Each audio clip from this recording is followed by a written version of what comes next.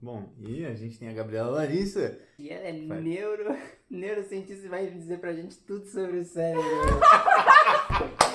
Não, ela é neurocientista e vai falar uma coisa aí que se precisar aí. Ainda bem que eu que edito esse negócio, né?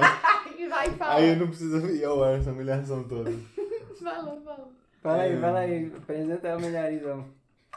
Eu não consigo, é muita pressão agora, apresentei, vai. Em parceria com a Agência de Divulgação Científica, com um oferecimento do Instituto de Biociências de Botucatu, começa agora o Por Acaso, onde cada caso é um caso. Apresentado pela Gabriela Larissa, ou derramada pros íntimos. Bom dia, boa tarde, boa noite. Sejam bem-vindos de volta ao Puro Acaso, onde cada caso é um caso. E hoje nós estamos trazendo um novo formato, que é a inauguração da nossa segunda temporada. De fato, essa segunda temporada a gente passou muito tempo discutindo quando que ela ia acontecer. Teve até briga entre a gente de quando fazer uma segunda temporada. Mas a gente decidiu que ia ser na mudança na virada do ano, pois a gente ia tirar umas férias forçadas aí. Observação, briga entre a gente significa que houve uma democracia onde prevaleceram os votos que ganhava a data de hoje que está inaugurando, mas o Disney não concordava e para o Disney não existe democracia. Mas no fim a gente conseguiu fazer a coisa valer e estamos aqui hoje agora. E tá sendo uma ótima segunda temporada, bem-vindos de volta. E sobre o nosso novo formato, como vai ser o nosso novo formato, gente? Que eu não entendi até agora. Então, vai ser mais ou menos assim. Antes, a gente estava fazendo 2 episódios por mês, com um convidado em cada episódio. E a gente sempre pensava assim, poxa, mas a gente não consegue se aprofundar bem o suficiente no assunto. Sempre falta alguma coisa, não é? Você não saía dos episódios sempre pensando assim, putz, queria ter falado mais coisa. E um ouvinte nosso disse, isso deve ser tipo uns 25% de todo mundo que escuta a gente, disse que o negócio começa a acabar quando fica bom, que a gente podia falar mais tempo sobre o mesmo assunto. Uhum. E é isso que a gente está tentando fazer esse ano. Então a gente vai reduzir o número de convidados por mês e vamos adicionar um episódio como esse daqui, que tá nós três aqui, só a equipe do Por Acaso, conversando sobre esse tema, para tentar introduzir o assunto antes de chegar o especialista para dar a palavra. Então esse episódio normalmente vai ser mais carregado de opiniões, conceitos básicos, coisas assim. É isso aí. É isso aí. E hoje a gente vai falar de um assunto extremamente importante. Séries. No caso, vamos falar de The Last of Us. Os últimos de nós. E para isso estamos aqui com Arthur Gasparino, que é estudante de biologia, um grande apreciador de videogames, o que é muito relevante para essa série, porque ela é uma adaptação de um jogo de videogame. Olá, Arthur. Olá. E também estou aqui na companhia do Vinícius de Oliveira, que parece estar odiando ardentemente esse momento. Seja bem-vindo, Vinícius. Eu sou burro hoje, porque eu não joguei The Last of Us e eu não sei nada de biologia. A gente vai ter que E tirar vários ele spoilers, não assistiu o terceiro episódio da série. Bom, e nós também temos conosco a Gabriela Larissa, que ela é uma grande podcasteira e assistiu os episódios e está bastante familiarizada também com os fungos e interagir com vocês. Então, ninguém melhor para estar aqui nesse podcast com a gente. Muito obrigado por aceitar o meu convite. E ela é neurocientista e vai dizer tudo pra gente sobre como o fungo afeta o cérebro. Acho que sim. Bom, é um prazer ter aceitado esse convite para vir aqui ao meu podcast. Muito obrigada pelo convite. Convenientemente, eu também sou biomédica e tenho uma pequena experiência com patologia clínica que pode ser útil para o dia de hoje. Uau, eu nem sabia disso. Olha só, uma caixinha de surpresas a vida, não é mesmo? A Terra é uma caixinha de surpresas. Enfim, para situar o nosso público sobre a empreitada de hoje, vou avisar que a série The Last of Us é uma série em que tem o mundo e aí aparece uma introdução brilhante, que com certeza é a melhor parte da série até agora. Foi bem legal. Uhum. E aí esse mundo tem um problema com fungos. Os fungos começam a infectar humanos, um fungo que não infectava normalmente humanos, ele passa a infectá-los, parasitá-los e faz com que as pessoas cheguem num estágio similar a um apocalipse zumbi. Faz com que o mundo chegue num apocalipse zumbi. Uhum. É uma abordagem bastante inovadora, porque geralmente a gente vê muito apocalipse zumbi associado com vírus e não com fungos, mas nós tivemos a chance de poder estar aqui hoje falando sobre fungos porque eles fizeram essa decisão, porque essa série é baseada num jogo, que o Disney tem bastante experiência em jogar. Sim, na verdade só joguei o jogo 1 ou 2 vezes, há muito tempo atrás. Mas O é isso jogo aí. tem umas 30 horas, cara. Não, sim, mas é que tem gente que já jogou o 2. A minha irmã sabe tudo sobre o universo inteiro, porque ela não faz outra coisa, ela é viciada nesse título.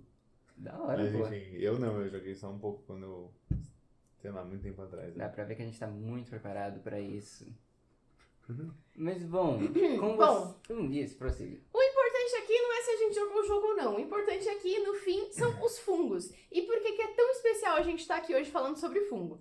Uma coisa que eu acho que é legal dizer é que geralmente não se fazem histórias assim utilizando fungos, porque as pessoas consideram os fungos bastante inofensivos. Inclusive, isso é uma coisa que aparece logo no começo da série e isso realmente é real. Inclusive, as doenças que são causadas pelos fungos frequentemente são doenças negligenciadas. O que significa ser uma doença negligenciada? É uma doença sobre a qual não tem investimento em pesquisa e que as pessoas não estão focadas em estudar sobre. Então, são doenças que são deixadas de lado. É isso que significa ser uma doença negligenciada. E por incrível que pareça, muita gente não sabe, mas tem os fungos que causam as micoses, né, as doencinhas de pele. Só que também existem muitos fungos que causam infecções sistêmicas que podem ser muito sérias. E esse é um dos pontos que a gente vai poder falar aqui hoje. Eu, particularmente, não sabia de nenhum fungo fazer essas coisas. As pessoas acham que fungos são inofensivos e é precisamente o que eu acho. Eu acho que a maioria dos fungos não é perigosa. Então, vocês já tiveram uma conversa sobre fungos sendo coisas perigosas aí, num momento que não é relevante agora. E eu fiquei chocadíssimo. Eu não sabia que fungos poderiam ser perigosos. E não só as pessoas não sabem que fungos podem ser perigosos, mas tem muita gente que nem sabe que fungo é um tipo de ser vivo totalmente diferente dos outros. Uhum. Então, um fungo não é uma planta, isso é importante deixar muito claro. Fungo não é uma bactéria, isso também é muito importante de deixar claro. Fungo também não é um protozoário, então ele tem um reino à parte. O fungo é um tipo de ser vivo único. Ele tem o próprio agrupamento dele com milhares, várias espécies. Então, fungos não são animais também, que foi o que Fungos faltou, também né? não são animais, exatamente. E eles também não são algas. Quer dizer, alguns são. Mas depois a gente vai falar mais Enfim, isso é um papo para outro momento.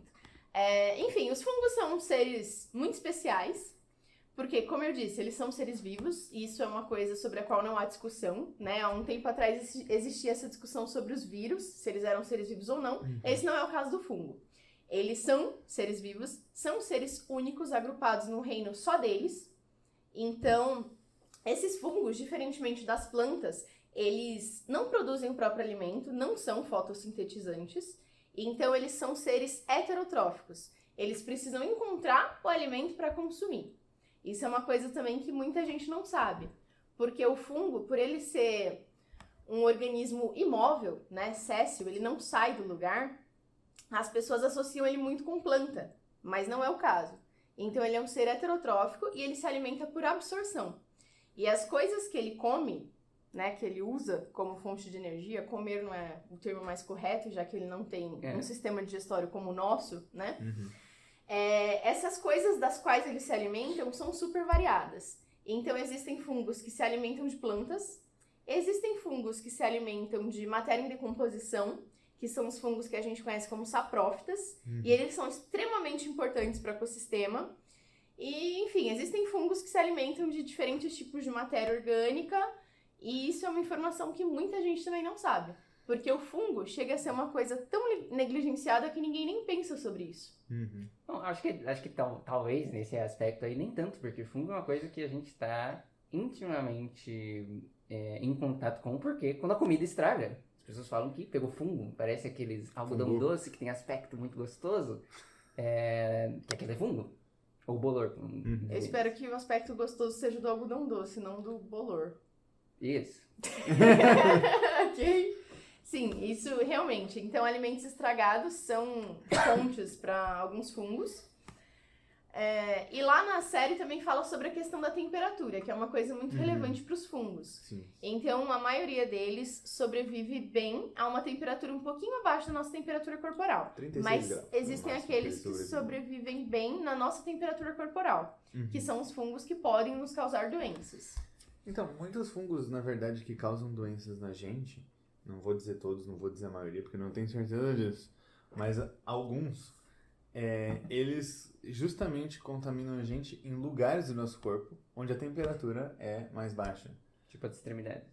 Tipo na pele. Na pele não tem a mesma temperatura que tem dentro do nosso corpo, então muitas das doenças são micoses na pele, em machucados superficiais, ou na região dos órgãos genitais, masculino e feminino, que também são órgãos que ficam, por serem mais externos, eles têm temperatura mais baixa, enfim.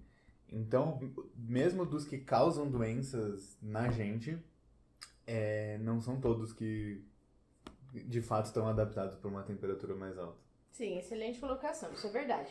Os fungos que causam essas doenças na pele, né, são os fungos causadores de micoses cutâneas. Cutâneas vem de cutis, que se refere à nossa pele. E também existem os fungos causadores de micoses subcutâneas, que está abaixo da nossa pele, numa outra camadinha ali, que não chega a ser sistêmico. Sistêmicos seriam os casos em que infecta todo o nosso sistema. Então, ele consegue navegar pelos diferentes órgãos do nosso corpo. E também existem muitas micoses sistêmicas, tanto causadas por fungos oportunistas, quanto por fungos patogênicos. E qual é a diferença? Um fungo patogênico é um fungo que naturalmente causa doenças. Se entrarmos em contato com ele, muito provavelmente vamos ficar doentes, estando saudáveis anteriormente. E um fungo oportunista é aquele que precisa que a gente não esteja saudável para ele conseguir causar uma doença. Então ele se aproveita de uma oportunidade, por isso que se chama oportunista. Sim, me corrija se eu estiver errado aí, que eu não tenho... Me corrija. Me corrija. Enfim. Enfim. Me corrija se eu estiver errado. Mas, os fungos patogênicos, eles são adaptados para ser parasitas. Os oportunistas, não. Eles são coincidentemente parasitas, eles estão só vivendo a vida deles ali e tá fazendo mal? Ou eles também são parasitas, mas normalmente não conseguem fazer mal pra gente? Eles normalmente são parasitas, são fungos... Assim, é que o termo parasita... Que é adaptado. Não é o termo correto, porque parasita é o tipo de ser que depende do outro para sobreviver. E se eu tiro o fungo de você, ele sobrevive. Então, parasita não é o melhor termo, né? Justo. Mas são fungos que são adaptados para viver dentro da gente, sim. E muitos deles a gente pode conviver com. Mas num estado inativo. Será que é isso que o cara quis dizer lá na... Como fala?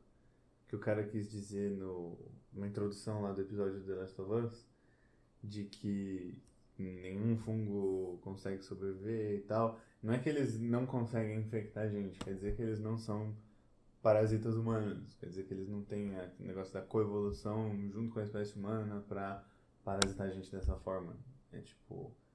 Eles não são parasitas, eles só conseguem causar doenças, mas não... que eles conseguem viver fora da gente. Isso faria sentido, porque isso é um fator para uma epidemia ficar, né? Ser duradoura. Eles precisarem disso, eles evoluírem em volta disso. Então, o que acontece com os fungos oportunistas, com seres oportunistas em geral, micro-organismos oportunistas em geral, não é que eles estão inativos, eles estão lá, estão funcionando normalmente, vivendo a vida deles ali, tudo normal, produzindo os produtos deles, se alimentando dos alimentos deles dentro da gente. E tá lá tudo perfeitamente equilibrado. Até que o seu sistema imune é quem comete a falha. O sistema imune são as nossas defesas naturais para que a gente não fique o tempo inteiro doente. Então são células do nosso corpo que vão lá brigar, vão sair na mão com os fungos e com as bactérias. E aí, por algum motivo, em algum ponto, a gente tem uma diminuição da nossa defesa natural. E aí, nesse ponto, esses fungos que estão lá, vivendo normal a vida deles em equilíbrio, eles começam a se desequilibrar, porque não tem quem contenha a proliferação deles. E aí, isso se torna uma doença. Esse é o oportunista. O patogênico, ele consegue brigar, sair na mão com as nossas células e causar a doença mesmo assim. Então, o termo que a gente usa para diferenciar se uma infecção é oportunista ou não é a questão da imunocompetência. Se você está perfeitamente saudável, seu corpo está funcionando bem, suas células estão ali prontinhas para brigar com todo micro-organismo, você é imunocompetente. Então, nesse caso, só vírus, fungos, bactérias naturalmente patogênicas vão conseguir te causar doença. Mas aí, quando você tá lá, normal, vivendo sua vida, e aí o seu sistema imune dá algum probleminha, tipo, ele dá uma diminuída, que é o caso em que você pode estar imunodeficiente, imunossuprimido, imunodeprimido, todos esses termos servem para falar sobre essa falha do seu sistema imune, né, ou apenas uma diminuição normal do sistema imune. É nesse momento em que um fungo que não é naturalmente patogênico, que esteja vivendo em você, ou vivendo no ambiente em que você vive, vai conseguir te infectar. Então, isso não é uma adaptação do fungo, é uma falha do seu organismo que cria a oportunidade para ele. Então é isso, o nome diz tudo. Isso é uma coisa muito bem pensada, torna tudo muito intuitivo. Entendi. Isso que você falou de imunodeprimido é uma coisa que eu acho muito interessante, que tem pessoas que vivem assim a vida toda, né? Inclusive não podem, por exemplo, tomar vacina, isso é um assunto que veio à tona e deve ser um jeito muito estressante de se viver. Só queria dizer isso, não tenho nada a dizer de verdade. Parece um jeito terrível. Geralmente, você que é assim, mano, boa. Pessoas que que são imunodeprimidas são pessoas que estão passando por tratamento de algumas doenças, como doenças autoimunes, porque uma doença autoimune nada mais é do que o seu sistema imune decidindo brigar com você ao invés de brigar com os micro-organismos que ele devia, né? Ou com as toxinas que seja, porque o sistema imune não serve só para combater micro-organismos. E aí você precisa fazer isso parar, porque te deixa doente. Então a pessoa toma remédios para suprimir o sistema imune. E junto com esses remédios, ela precisa tomar uma série de outros remédios para resguardar, para salvar ela dos micro-organismos que o sistema imune deveria estar salvando. E tudo isso enquanto não podendo tomar outros remédios, porque pode fazer muito mal pra ela. Que bom que eu sou só deprimido. Isso é uma situação que pode acontecer. A outra é em tratamento de alguns cânceres. Também, às vezes, pode ser de HIV também. necessário.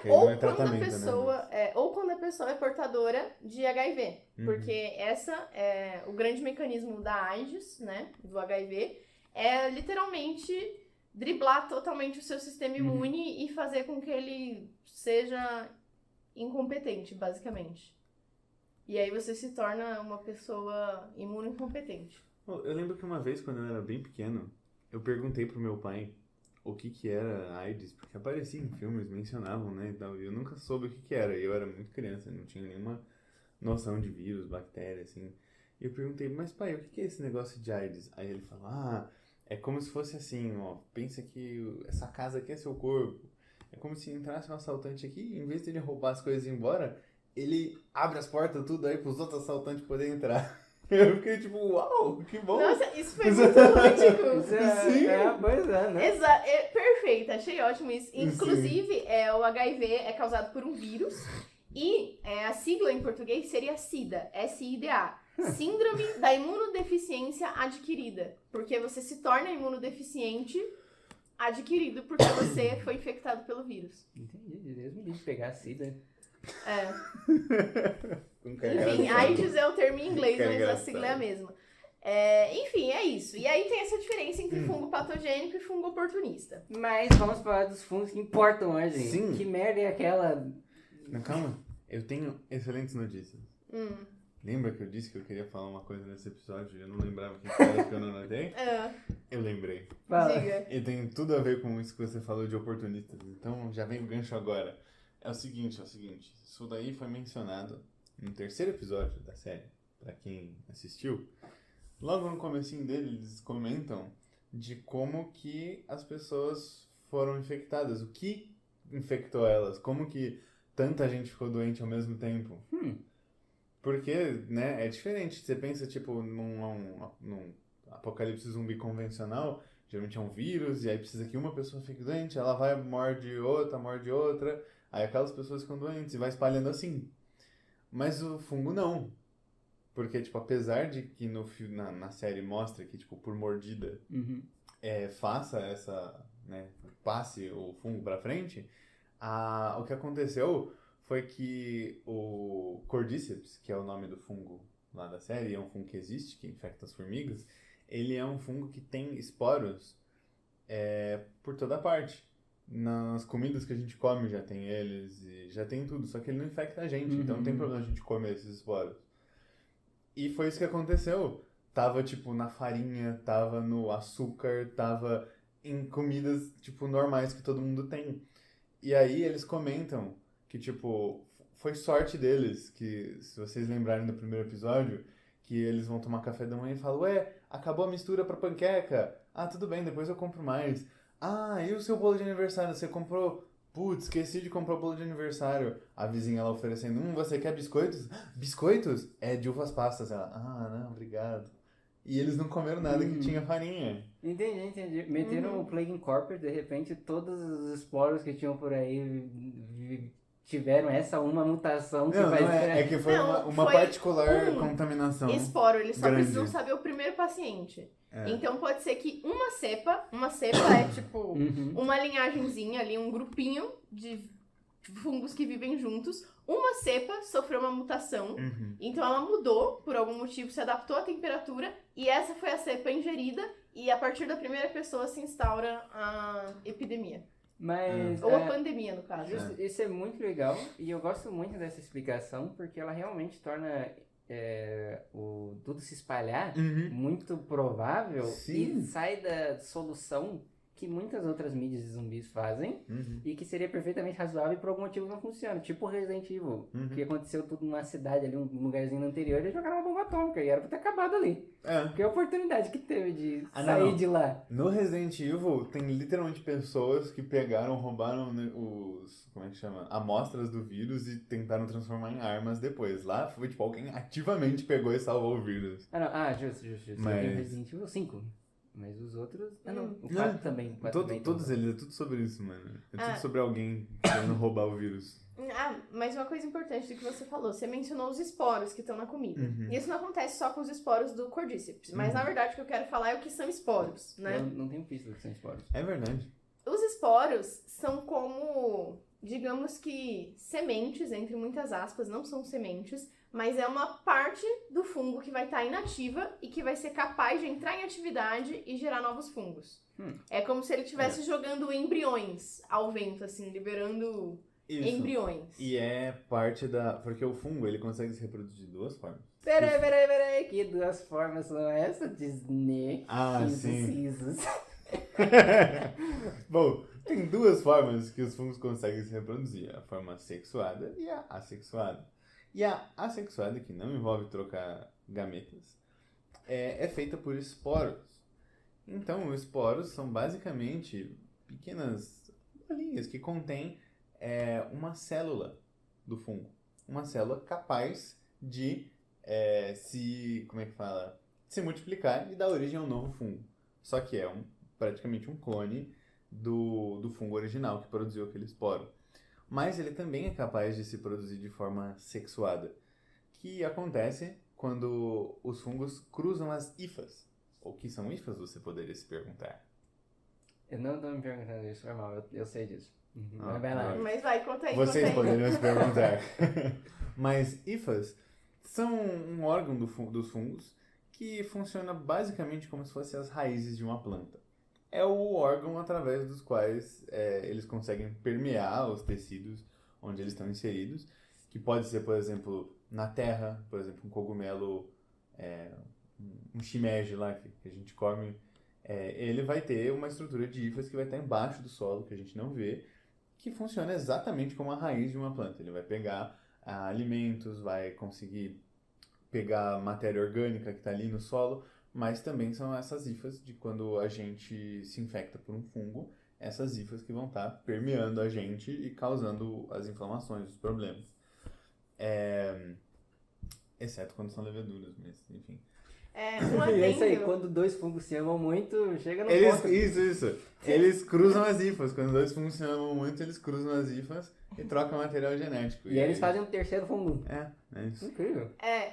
Só uma coisa, um adendo à sua fala é que a reprodução assexuada não é só pelos esporos. Sim, também Os pode fungos, ser por bipartição. Eles também enfim. podem fazer brotamento, que é literalmente começou a crescer outro fungo nele e cresceu e soltou e foi embora. Maneiro. Literalmente, tipo, como se o fungo tá lá normal e nasce outra cabeça e vira outro fungo. Uhum. Pode acontecer por fissão, por exemplo, também, que é como se fosse um processo de mitose. Esse fungo ele vai só se dividir em dois. Uhum. Vai passar por um processo em que ele vai se partir, literalmente. Enfim, existem várias formas que essa reprodução assexuada pode ocorrer, não só uma. Uhum. Só que o que é importante da gente levantar aqui é que a reprodução assexuada, ela não é a forma mais vantajosa, não é a melhor forma para um ser vivo se reproduzir. Sim. Porque quando acontece a reprodução assexuada, como o Disney falou, eles são praticamente clones. Então, eles têm o mesmíssimo DNA. Portanto, eles vão se comportar de uma forma muitíssimo idêntica e vão sobreviver a, provavelmente, as mesmas coisas. Então, quando a troca de material genético, o terceiro indivíduo que é gerado, ele não é igual nem ao primeiro, nem ao segundo. Ele é uma combinação diferente.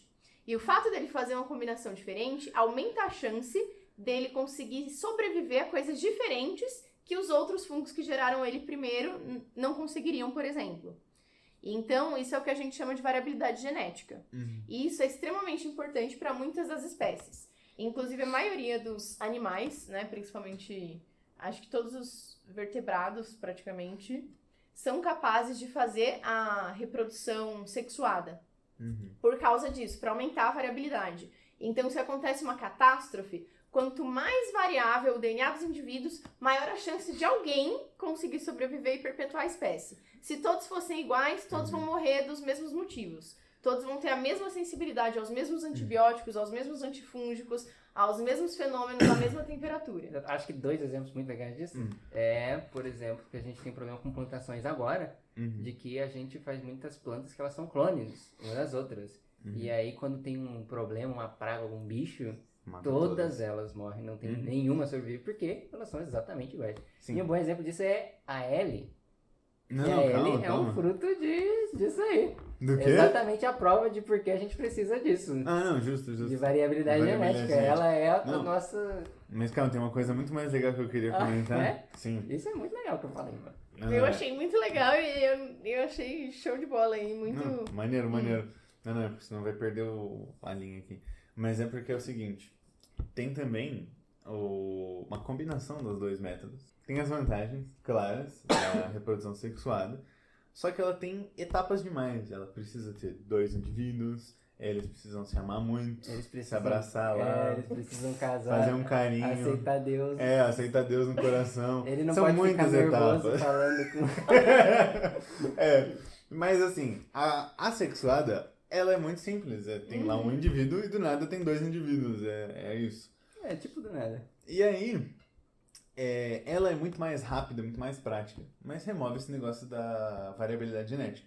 Mas tem alguns animais que, se eles não conseguem encontrar parceiros, eles fazem uma reprodução assexuada, então fazem uma cópia deles. E com essa cópia, eles fazem reprodução sexuada, que faz uma recombinação e faz um indivíduo diferente. Caramba. Porque é uma recombinação do próprio DNA. Isso é tipo um buraco na lei, mano. Sim. Eles encontraram a falha no sistema. Sim, e animais que fazem isso são os aracnídeos. Escorpiões fazem isso, ácaros fazem isso. Esse negócio de se reproduzir com o clone é uma coisa que ácaros fazem muito, e é muito estranho. Mas também tem o negócio dos escorpiões. Eu não sei se é uma espécie ou se é um grupo inteiro, mas praticamente nas Américas só tem escorpiões dessa espécie fêmeas. Porque em algum momento os machos acabaram e as fêmeas continuaram se reproduzindo sozinhos, só gerando um clone delas. Então todos são fêmeas. É tipo isso. E todos são meio que uma cópia um do outro.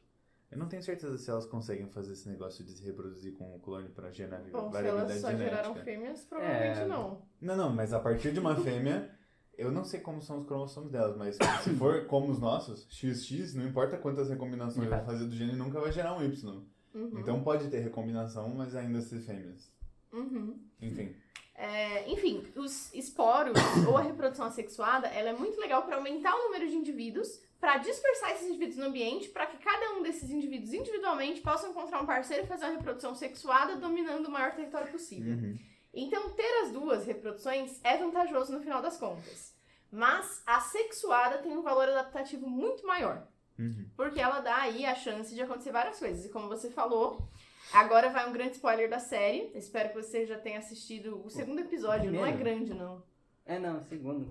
Não, no primeiro já deu as informações. Tudo bem. Aí, mano. No primeiro Eles ficaram tipo, tem uma coisa estranha com ela. E aí ela tá contaminada. O que acontece na série é justamente que tem uma menina que é naturalmente resistente à infecção pelo fungo que tá causando a tal da pandemia lá. E aí eles estão tentando levar essa menina para um lugar onde ela vai poder ser estudada para eles tentarem produzir algum medicamento, uma vacina, alguma coisa que possa fazer com que as pessoas se tornem resistentes. Eles vão estudar o que acontece. Aliás, no jogo, eles explicam um pouco mais a fundo que o que acontece com ela é que ela tem, tipo, o fungo vivendo naturalmente no sangue dela. Ele só, tipo, não se espalha, não entra nos outros tecidos e não faz as próximas etapas de infecção. Mas tem, tipo, vários esporos e tem um monte do fungo, tipo, no sangue dela. Sim. E ele é mantido sob controle, que nem no caso dos fungos oportunistas, pelo sistema imune dela. Sim, Isso é muito mais provável de acontecer. Exato, era do que isso que uma eu ia mutação. falar. É isso que significa ser resistente. Ela não é impermeável ao fungo. Então o fungo consegue acessar o sistema dela, ele só não consegue... E eu acho que na série eles vão fazer algo parecido, porque quando faz o teste nela lá, Ela dá negativo, dá que ela positivo. Dá positivo, que ela tá infectada. Dá que ela tá infectada, porque tem fungo nela. Então, porque... correção no meu comentário, não foi sexo que resolveu isso. O problema não foi sexo que foi o herói da história, foi... adaptar o tempo passar. Não é uma questão de tempo, é o sexo, o herói da história. O sistema imune dela é competente pra lidar com o fungo, é isso que eles vão concluir. Ela é infectada, só que isso não causa uma doença, igual uma vacina. Ela é naturalmente vacinada, entendeu? O sistema imune dela já veio com essa vacina de fábrica. E, inclusive, isso é um ponto interessante de falar, que essa variabilidade genética, né, a partir da reprodução sexuada, ela é muito relevante, especialmente para o sistema imune. O sistema imune é um dos sistemas que mais se beneficiam dessa recombinação, porque ele se torna mais competente para lidar com mais tipos de ameaça quanto mais variado ele é. Então, muitos animais têm mecanismos que fazem com que eles não tenham vontade de se reproduzir com irmãos, pessoas que vieram da mesma mãe e do mesmo pai. Eles têm mecanismos que meio que repelem a reprodução. Às vezes esse mecanismo falha, né? Mas existem espécies que têm ele, e isso é uma coisa natural por causa do sistema imune. Então isso foi selecionado. Essa aversão à cópula consanguínea foi selecionada em muitas espécies por conta disso. Porque não é legal você gerar filhos descendentes com seu irmão, porque você está gerando pessoas muito similares. Entendi. Do ponto de vista de DNA. Isso é muito legal, é muito bem colocado aí na série, genial. Inclusive, esse é um ponto que eu ia falar também, que se a gente não tivesse variabilidade genética, por exemplo, alergia é uma coisa que pode estar associada com isso. E eu sou alérgica a muitos medicamentos. Então, se todos nós fôssemos clones, a maioria das pessoas não ia poder tomar penicilina, que é um medicamento que vem dos fungos e que serve para combater várias bactérias. Eu lido com isso de forma geral, evitando de ficar doente. Mas nem todo mundo consegue não ficar doente. Você então, não consegue não ficar doente. Enfim. Eu também sou alérgico à penicilina. Olha só. Eu não faço ideia. Você provavelmente não deve ser. Eu sou alérgico ao hospital. Justo. Enfim, mas isso interfere na resistência das pessoas a remédios, na forma que elas lidam com micro-organismos e tudo mais. Então é muito importante ter variabilidade por vários motivos. E esse é um dos principais para as espécies de animais, conseguir lidar com patógenos, serem naturalmente resistentes, naturalmente competentes para brigar com eles. Mas uma coisa que eu queria dizer é que nem sempre a reprodução sexuada depende dos gametas. Quer dizer, depende. Mas os gametas, eles são basicamente a célula reprodutiva. Uhum. Então, pro homem e pra mulher, seria como se fosse o espermatozoide e o óvulo. Não como se fosse, exatamente. Então, os gametas são o óvulo da mulher, ou o ovócito, e pro homem é o espermatozoide. E a mesma coisa acontece pro fungo. Ele tem uma estrutura especializada que vai conseguir fazer isso. E isso pode acontecer também em algumas espécies de bactérias, que elas conseguem fazer recombinação. Sim. Então tá presente também em outros reinos. Mas eu acho que o dos fungos é mais parecido com o das bactérias. Não tem gameta, não tem uma célula. Tipo, são duas células que elas se juntam. E aí o material genético delas mistura e volta. É tipo isso. Sim. E aí, não é que tem um terceiro que é diferente dos dois iniciais. É que os dois agora são diferentes. Eles fazem tipo É uma algo assim, troca. Uma fusão. Eu te dou um pouco de DNA em troca de um pouco do seu DNA. Tipo, isso que acontece. É algo assim, pelo que eu me lembro, é algo assim. Mas também não tenho certeza, precisamos averiguar dos fungos. Sim, mas eu acho que o nome não é gameta. Por isso que eu ia falar que a reprodução Sim. sexuada nem sempre é dependente de gameta. Né? Gameta eu acho que a gente utiliza só pra animais. E como eu disse, fungo não é animal e bactéria também não é animal. E uma coisa interessante também de falar, que você... Não, plantas falam gameta. Inclusive, dependendo da planta, por exemplo, no samambaias, elas têm, o gameta masculino, ele tem até um rabinho igualzinho o nosso, e vai nadando na direção da célula Legal, feminina. mais um reino que tem os gametas aí, a nomenclatura é comum. Show. Pra bactéria eu não faço ideia, de fato. Enfim, a coisa que eu ia falar também é que você tava falando da levedura. Ah, sim, é verdade. E o que é uma levedura, né, no fim das Eu contas? tô me perguntando isso há um tempo, eu achei que era uma espécie de fungo, não tenho visto, né? Levedura, na verdade, é uma forma de fungo. Ah, ok. É o caso em que o fungo é unicelular. Ele pode se apresentar na forma de levedura ou na forma filamentosa. A levedura é unicelular, é uma célula só. O indivíduo é uma célula. E o filamentoso, ele consegue ser multicelular, então ele forma estruturas maiores. Geralmente, a levedura ele tem um aspecto meio cremoso, digamos assim. Enquanto que o filamentoso, ele tem aquele aspecto de algodão doce, ele é seco. Essa é a diferença. Então, esse que é mais algodãozoso, assim, ele é geralmente fungo filamentoso. E essa forma vai depender principalmente da temperatura, porque muitos fungos são dimórficos. Então, eles podem transitar entre as duas formas. Vai depender da temperatura. Porque um formato é mais adaptado para temperaturas quentes e o outro é menos adaptado para as temperaturas quentes. Então, eles podem fazer essa transição. Eu imaginei que ia ser algo relacionado à disponibilidade de água, porque um é mais seco que o outro. Ah, não É necessariamente. só um aspecto, né? Ele não é literalmente mais seco, ele às só vezes são parece. etapas da vida, às vezes são estágios da vida. Ah, isso faz sentido. Que quando vai se reproduzir vira levedura, quando vai fazer cogumelo. Isso faz sentido. Enfim, pode ser mais isso. Mas tem alguns que eles são exclusivamente leveduras, mas o único que me vem na cabeça é a candidíase, porque é o único exemplo que eu lembro de ter visto na aula, que ele é sempre unicelular, sempre levedura, e ele nunca tem a forma filamentosa. Maneiro. Tem alguns que podem ser estritamente leveduras, alguns que podem ser estritamente filamentosos, e os dimórficos, que são os que podem transitar entre as duas formas, por isso que chama dimórfico, de dois e mórfico de forma.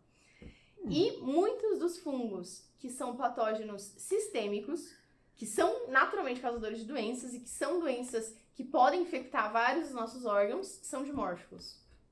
Inclusive, tem um deles, que é o Coccidioides, que ele é um dimórfico que não é dependente da temperatura. Então, ele consegue alternar a forma dele sem necessariamente estar tão relacionado com a temperatura. E falando de fungo sistêmico, como muita gente não sabe que fungos podem causar doenças sistêmicas, vou mencionar um que eu acho extremamente interessante por uma questão muito particular dele, que é o Cryptococcus. O Cryptococcus é um fungo bastante comum. Muito comum. Existe o Cryptococcus neoformans e o Cryptococcus gat. E o Cryptococcus neoformans, ele é um fungo praticamente onipresente. Ele está presente tipo em poeira, cocô de pombo, em vários lugares, a gente está aspirando ele lá o tempo todo. E aí ele só causa doença como oportunista. E tem o Cryptococcus gat, que é naturalmente patogênico e que, portanto, não está presente no ambiente inteiro, senão a gente estaria ficando doente severamente muitas vezes, né? Não é o caso. Esses fungos, eles são aspirados, eles chegam no pulmão, eles entram para a nossa circulação, circulam livremente no nosso corpo, e eles apresentam um trofismo, né? Uma predileção pelo nosso sistema nervoso. Então, eles são fungos que se direcionam para o líquido cefalorraquidiano. Então, o líquido cefalorraquidiano é o líquor. É a água da sua cabeça. É a água de cocos. Água de coco. Literalmente. É um líquido, uma substância que está em volta do seu cérebro, que está ali absorvendo impactos, está carregando nutrientes e tudo mais. E o líquor, ele é um líquido, ou líquido cefalorraquidiano, que é o correto, ele é muito precioso. E quando ele está infectado, ele causa uma doença chamada de meningite. Porque o líquor, ele está dentro de membranas que são chamadas de meninges, que são tipo uma capinha assim para conter o líquido. Eu nunca pensei, eu sempre pensei em meningite, aquela doença lá. Eu nunca pensei que tinha alguma coisa a ver com as meninges, faz sentido. Faz. Eu passei com nota alta em anatomia. É mole.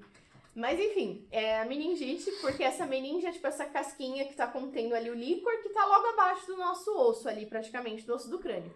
E a meningite, ela causa problemas seríssimos, porque ela pode fazer com que o volume do líquor aumente. Porque o que acontece? Você tem uma infecção ali, seu sistema imune precisa tentar reagir. Mesmo que ele não seja capaz de lidar, ele vai tentar. Então, eles começam a mandar várias... como se fossem substâncias inflamatórias, assim, para tentar combater essa infecção. E nesse meio tempo, isso é necessário que aumente a permeabilidade nesse espaço onde está esse líquido cefalorraquidiano. É preciso que as coisas cheguem até lá. E aí essa inflamação ela pode aumentar o volume desse líquido, além do próprio patógeno em si, que vai estar causando várias destruições e vários problemas ali dentro. E isso pode causar coisas das mais variadas possíveis, como desde vômito em jato, porque uma das coisas que pode acontecer é comprimir o centro do vômito, que a gente tem um centro específico para vômito no sistema nervoso. A gente tem ok. Pode causar vômito em jato, da pessoa tipo, vomitar muito longe. Pode causar confusão mental, perturbação, várias outras coisas. Náusea, desmaio, várias coisas. Apertar o seu cérebro. Meningite é uma coisa realmente muito séria. E muita gente pode acabar falecendo. Caramba. E o que me chama a atenção não é nem o fato de ser um fungo que chega no sistema nervoso. É o diagnóstico dele. É um diagnóstico muito interessante. É feito por um método que a gente chama de tinta da China. Que é assim, você pega líquor, né? O médico retira o líquor do paciente. Isso, né? Esse que já traz um monte de perguntas minhas, né? É uma injeção na sua coluna, assim, faz Uma punção, né? Não uma injeção. Não. Uma injeção ao contrário. Uma injeção ao contrário, exatamente. Tem a punção, ele retira esse líquor, coloca numa lâmina, que é o lugar onde a gente coloca as coisas para ver no microscópio. Aí a gente pega uma gota de tinta nanquim, que é a tinta da China, e pinga em cima, daí olha no microscópio. Esse é o diagnóstico. Caramba. O que acontece é que a tinta nanquim vai pintar toda a lâmina, exceto o Cryptococcus. Se tiver um fungo ali, ele vai formar um halo, repelindo a tinta, porque ele tem uma cápsula lipossacarídica que faz com que essa tinta se repila. É verdade. Mas queria aproveitar esse momento para fazer uma pequena correção. Eu falei do negócio da tinta nanquim, que o Cryptococcus ele tem uma membrana de lipossacarídeo, mas é polissacarídeo. E são coisas diferentes. Lipossacarídeo significa que teria gordura na constituição e polissacarídeo são vários sacarídeos. Enfim, que são açúcares, a grosso modo. Então você vai ver os únicos pontos iluminados ali vão ser os Cryptococcus. Infelizmente é muito bonito de ver. Infelizmente porque significa que alguém tá doente. Pois é. E também se for uma bolha também aparece. Então você tem que conseguir ver o fungo mesmo no halo. Mas dá pra fazer sem formar bolha. E é um método super simples de fazer. Caramba, que da hora, mano. Então é um fungo que prolifera bastante no líquido cefalorraquidiano.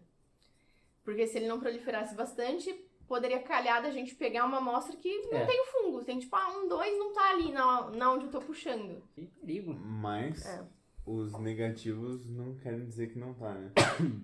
Necessariamente. a maioria desses testes que são com base de amostra tem mais chance de ter falso negativo do que falso positivo. Ele é muito bom para testar positivo, mas não para negativo. Faz sentido. Porque pode estar em outro lugar do líquido, né? Um monte de líquido. É igual o que o Neil deGrasse Tyson fala, tipo, pega um copo de água no oceano e fala, não tem baleias no oceano. Isso é uma coisa que todo teste tá fadado a ter de problema, né? Geralmente a gente tem que escolher atirar para um dos dois lados majoritariamente. Então, ou você escolhe um teste sensível, que sempre vai me dizer quando tem a doença, mas também vai me dizer nos casos em que não tem, porque ele tá acusando em falso, ou você escolhe o mais específico, que se ele me disser que tem, é porque com certeza tem. Só que às vezes ele não me diz e tem. Então, no caso, o Dizê tá colocando esse teste como um teste mais sensível do que específico, o que é verdade. Infelizmente, a gente não tem nenhum teste que seja 100% sensível e 100% específico. Então... A gente tem autópsia. Depois a gente vai conseguir dizer, com certeza esse cara morreu disso. É que esse não é um teste, é um procedimento. Mas o que se faz, como curiosidade, né, inclusive, pra gente conseguir lidar com essa característica dos testes, dos exames que a gente faz, é combinar mais de um método. Então, a triagem, o teste inicial, isso é muito utilizado para HIV, para várias ISTs, que são as infecções sexualmente transmissíveis. Uma coisa que se faz é usar primeiro um teste muito sensível, que se tiver, com certeza ele vai dizer que tem. Só que ele pode dizer que tem sem ter. E faz o outro. E aí depois você passa para o teste específico, que é o teste confirmatório. Então todas essas coisas são feitas em 2 etapas. A maioria dos exames sorológicos, que são principalmente aqueles baseados nos anticorpos. Os anticorpos são as moléculas, né, as substâncias que as nossas células produzem para ir lá brigar com os micro-organismos, né? E a gente consegue saber se uma pessoa está infectada pela quantidade de anticorpo que ela produziu.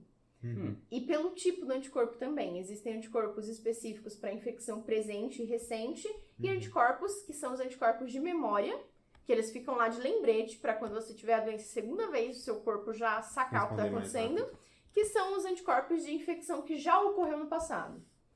Então, existem esses 2 tipos. Inclusive, é por isso que a vacina funciona, porque a gente consegue manter esses anticorpos de memória. Aí a gente pega lá o vírus para produzir esses, para a gente estar preparado para lidar. Mas esse é o mecanismo padrão. Então, quando se faz teste rápido de posto de saúde, se ele dá negativo, ok, mas se ele dá positivo, não é o momento de se desesperar ainda, né? Tem ainda a segunda fase, que é o momento de confirmar.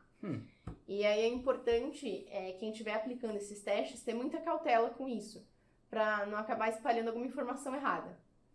Porque é muito ruim receber um diagnóstico de várias doenças, e algumas delas para as quais não tem cura. Então, isso é uma coisa um pouco delicada. Então, é necessário ter um pessoal treinado, sabendo essa característica para conseguir aplicar esses testes.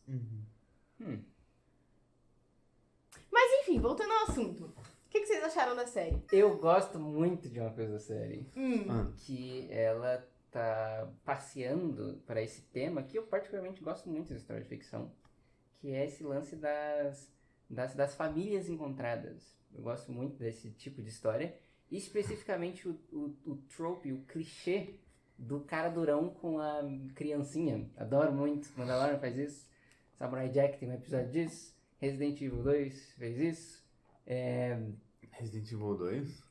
Sim, pô. Você tá dizendo que o Leon é um cara durão? Não, eu tô falando que a Claire é o cara durão. Leve inversão aí. Leon Profissional, aquele filme esquisito pra caramba. E eu gosto muito desse trope, eu acho ele muito empolgante. Essa história de um cara durão que ele precisa ser menos durão. Eu gosto muito desse clichê, acho ele muito envolvente.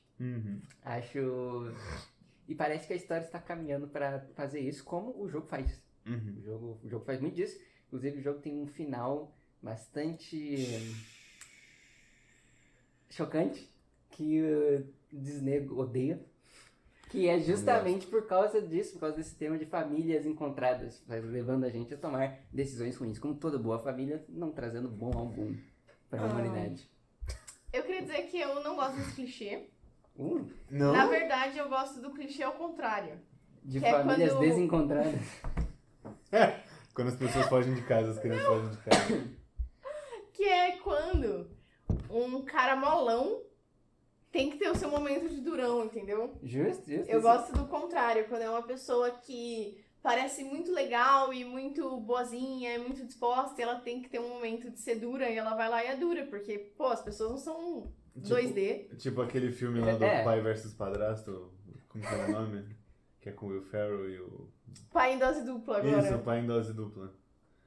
Não sei se é tipo aquilo. Não. Claro que é, que o padrasto, ele é tipo mó molão lá e tal, mó cara bonzinho, e o outro cara é tipo um motoqueiro lá e tal. E aí no final ele chega lá e faz tipo, sou mal, e bate em alguém, sei lá, todo filme de comédia romântica isso não pra mim faz parece uma isso. virtude, não parece que ele desenvolveu uma virtude com o passar do tempo.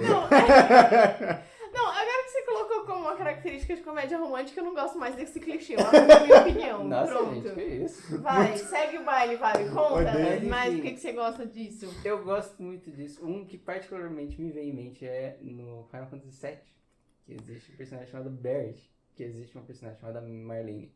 E eu acho legal qualquer coisa que mude os personagens, faça eles mostrarem mais facetas dele. Eu acho que é muito legal, traz muito potencial dramático, cujo Pedro Pascal, grande ator, será capaz de imbuir nesse personagem. Com certeza, mano.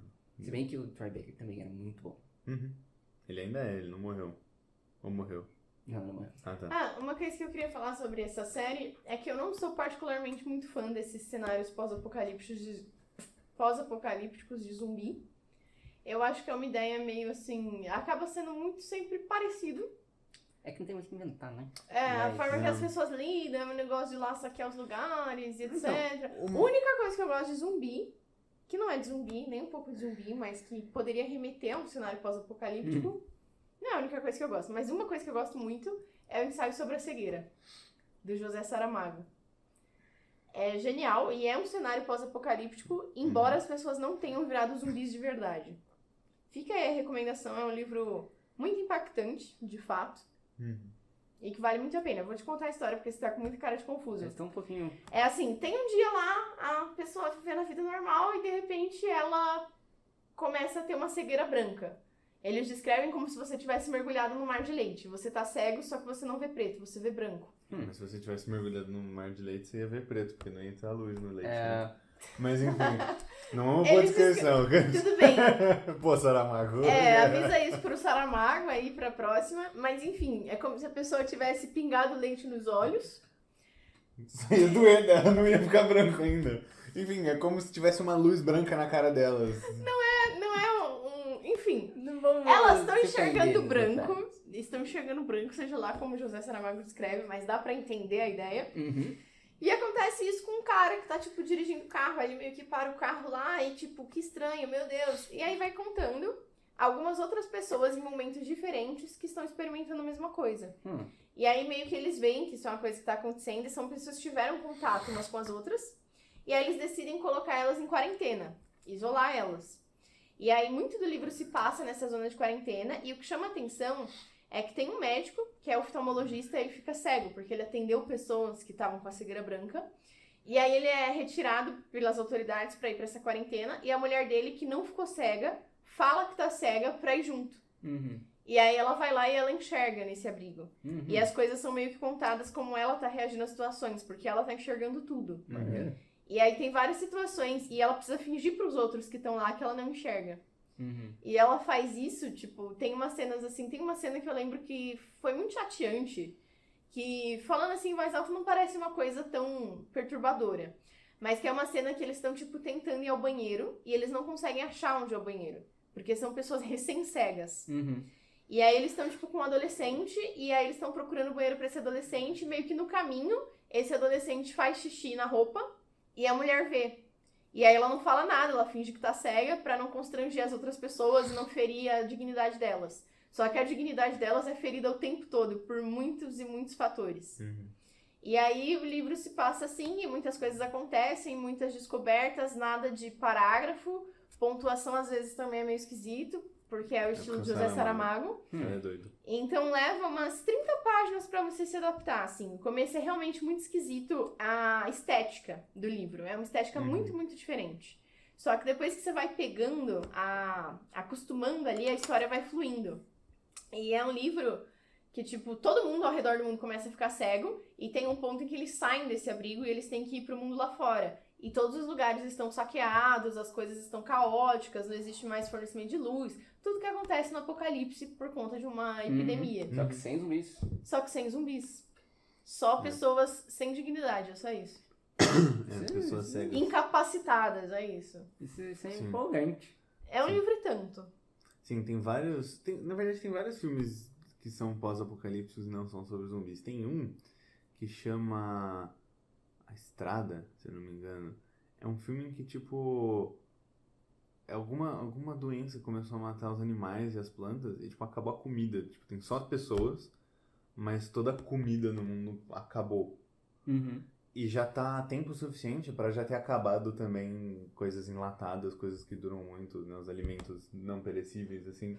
E, tipo, não tem nada. A ponto de, tipo, tem uma cena lá que eu lembro de ser muito chocante, que é, tipo, é um pai com uma criança também, e ele encontra, tipo, uma barata morta no chão, tipo, seca, assim, só a casca dela, e ele pega a barata e, tipo, divide e dá, tipo, metade pra filha dele, metade pra ele, pro filho, sei lá.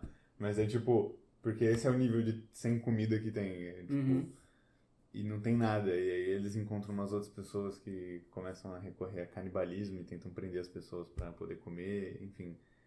E é tipo é pós-apocalíptico, assim, tá tudo ferrado o mundo, as pessoas andando a pé por quilômetros e tal. É. Mas também, tipo, tem visões diferentes disso. Sim, mas o ensaio sobre a cegueira é importante comentar, ele é um livro pesado. Aparecem muitas situações pesadas.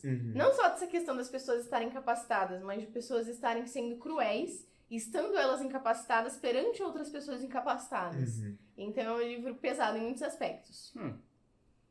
É muito revelador, assim, eu acho muito revelador. Maneiro. Fica aí de recomendação para os ouvintes e para você. Não sei se você leu. Eu li uma boa parte dele, não terminei não.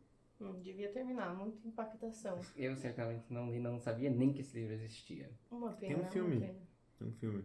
Tem um filme? E é americano, mas é legal. Interessante. Eu acho que é muito legal esse lance dele falar da cegueira, porque existe uma diferença bastante grande entre essas duas deficiências comumente associadas, que é a cegueira e a surdez. Que a cegueira ela meio que te corta das coisas, né? E você falou isso, que eles tinham problemas de fazer as coisas deles práticas, porque eles são recém-cegos. Tem um filme muito bom, que ele, se não me engano, ele chama Sound of Metal, alguma coisa assim, que ele é a história de um cara que ele se tornou recém-surdo. Não é nem um pouco apocalíptico, mas é um filme muito legal sobre como a surdez, em oposição à cegueira, não te corta das coisas, te corta das pessoas. E ele precisou aprender como é ser surdo, viver em outra comunidade, com outras pessoas, porque ele não consegue mais. Isso é muito interessante. Esse filme é um drama e é muito maneiro. Qual Ele é o era nome? The Sound of Metal, acho tá. que não tem em inglês, ele era um baterista de metal, inclusive, por isso que ele ficou surdo, porque ele toca bateria, então ele tem aquele barulheira em cima dele o dia todo. Interessante. Isso é... Claro que todas as... Tem na Amazon. Legal. Todas as incapacidades, né, todas as perdas de sentidos, assim, elas se manifestam de formas diferentes, mas a visão é uma das mais relevantes para nossa espécie, porque é o principal sentido para todos os primatas. Então nós somos majoritariamente visuais. Por mais que a gente às vezes tente não ser ou demonstrar que não somos, nós somos extremamente visuais. E mudando de pato para ganso, voltando pro The Last of Us, muito interessante que os zumbis, eles não veem. Tem os clickers. Eles não veem, eles escutam. Os clickers é uma coisa mais pra frente. Eles chamaram de clickers? Não, Ainda aquilo não. já é o clicker. Aquilo já é o clicker? No jogo, Acho que não. exatamente daquele jeito, é quando o fungo substitui os olhos, a cabeça, assim, a parte da frente, e eles não enxergam. Mas eles desenvolvem uma... na verdade, eles não têm um sentido de audição particularmente aguçado, mas eles, tipo, se orientam só pela audição. E no jogo, é uma coisa que não tem na série, e acho que não parece que vai ter também, mas no jogo tem um intermédio entre os runners, né, os corredores, que são os zumbis normais, que é tipo só uma pessoa normal com fungo lá, e os clickers. Que é... uma pessoa, depois de algum tempo, quando ela tá entre virar um clicker ou não, ela ainda não substituiu tudo, mas elas já começaram a perder os olhos e já começou a sair os fungos, os cogumelos, assim, pela cara deles. E eles ficam, tipo, sensíveis à luz, igual os clickers, eles ficam, tipo, se escondendo no escuro e tal. Só que eles continuam, tipo, muito rápidos, que nem os normais. E eles ficam, tipo, se escondendo e se esgueirando no escuro e atacam as pessoas por emboscada. Tipo, no jogo tem esse intermédio. Isso é muito maneiro essa coisa dos sentidos, porque, primeiro, pensando no jogo, eles vão se comportar de uma maneira completamente diferente, então você vai ter que combater ele de uma forma diferente. E também por causa desse lance da lore. Mas uma coisa que eu sempre penso que isso é muito comum. Mano, o que é lore, velho? A história, a trama que já passou já, explicar os porquês daquele mundo. É a construção de história do ambiente. Isso. Construção de mundo. Enfim, é legal por esse aspecto, mas sempre me incomoda um pouco que eles são muito nesse lance de eu escutar muitos apocalipse zumbis são assim, mas raramente eles são influenciados por cheiro. E eu penso que se eles fossem por cheiro, não tinha pros humanos, né, mano? Porque eu nunca olhei um sobrevivente de apocalipse zumbi e pensava, esse cara cheira bem, mano. Esse cara Então, não tem um cheiro terrível. Eu acho que essa escolha do cheiro se deve ao fato de que geralmente os zumbis anteriormente eram humanos. E o que eu acho é que fica dependendo da capacidade normal de um humano de escutar, ou de ver, ou de cheirar. Justo. E a nossa capacidade de cheirar é ridícula. Comparado com outras pessoas. Mas... De outras pessoas. com de outros animais, eu quero dizer. Sim. Mas dito isso, no The Walking Dead, os zumbis do The Walking Dead, eles se orientam por cheiro. Eles se orientam por cheiro, Eles verdade, se- tem um lance da eles- carne lá que eles Não é que eles se orientam por cheiro, mas eles se identificam, e a gente também se identifica, mesmo que seja, né, não seja uma coisa consciente, a gente identifica uns aos outros por cheiro. Eu consigo diferenciar você de um cara morto por cheiro. Sim, mas isso é uma coisa que os zumbis do The Walking Dead têm, que eles sentem o cheiro de uma pessoa que é tipo um zumbi é diferente do cheiro de uma pessoa que não é um zumbi. E não é só cheiro de podridão, porque eles fazem lá, eles colocam tipo, eles matam um zumbi e colocam as vísceras do zumbi neles e vão andando no meio dos zumbis. Sim. E aí os zumbis não percebem que eles são pessoas. Eles, tipo, só passam reto. Tipo, zumbi também. E aí começa a chover nessa cena. Sim. E aí quando chove, molha eles, vai tirando, e aí os zumbis começam a perceber eles. Isso era na época que ainda era bom The Walking Dead, então eu assisti. Isso foi só a primeira temporada. Sim. Enfim, e aí tem isso. E eu posso estar confundindo com um quadrinho, porque eu li e vi a série. Mas no... Oi? Cara, foi... Não, desculpa. Mas o quadrinho é muito bom, pô. Mas enfim, mas tem um negócio de que, tipo, fazer a mesma coisa com as vísceras de uma pessoa não zumbi não resolve. Eles continuam vindo. Na verdade, talvez eles fiquem até com vontade de comer, porque eles comem Pode ser. cadáveres de não zumbi, enfim. Muito Várias doido. coisas Eu quero assim. ver quando eles vão criar um zumbi que sente pelo paladar as coisas.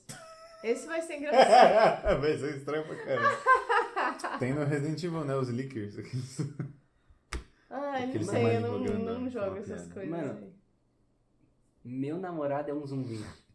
Eles falam um negócio de comer gente e comer zumbi. Que ele é um zumbi que ele gosta de uma menina lá. E por conta disso ele se recusa a comer pessoas. E eu acho que nesse filme, que eu acho que também é um livro, ele fala sobre, poxa, comer zumbis não é legal.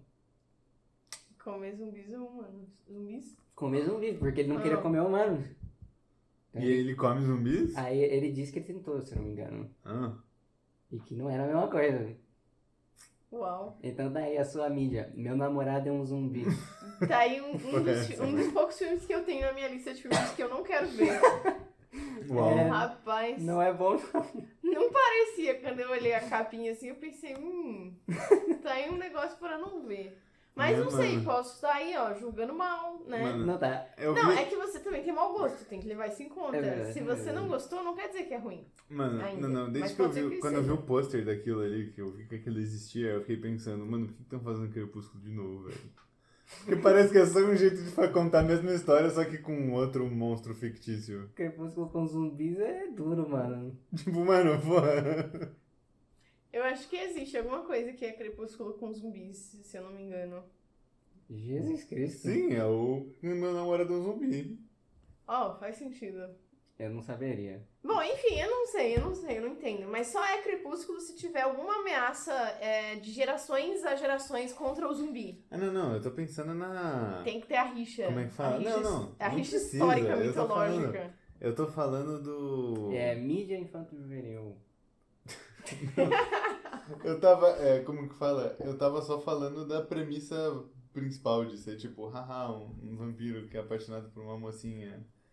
E eles se amam. Esse é literalmente um zumbi que é apaixonado por uma mocinha. É só isso. Eu tem não tô um indo outro muito a filme fundo na história do também. Crepúsculo, não se preocupe. Tem um outro filme também, se chama Como Se Fosse a Primeira Vez, que tem um homem que é apaixonado por uma mocinha, que também vai nessa mesma Odeio linha. quando isso acontece. E é o Adam Sandler. Tem um livro que é um homem apaixonado por uma mocinha, chama-se Lolita. Vabe, Que isso, mano? isso sai longe demais. A gente vai ser desmonetizado. É literalmente Como isso, se a gente gente. fosse. Sim. Mas enfim, realmente, parece que copiaram o Crepúsculo, essa ideia de De duas ser pessoas. masculino apaixonado por uma moça. De duas pessoas se apaixonarem. É um monstro, mano. Eu Isso disse que é aí- um monstro. isso aí só pode ser Meu, tá ficção. copiando a Bela e a Fera, meu. Tem que A começar do Bela e a canônico.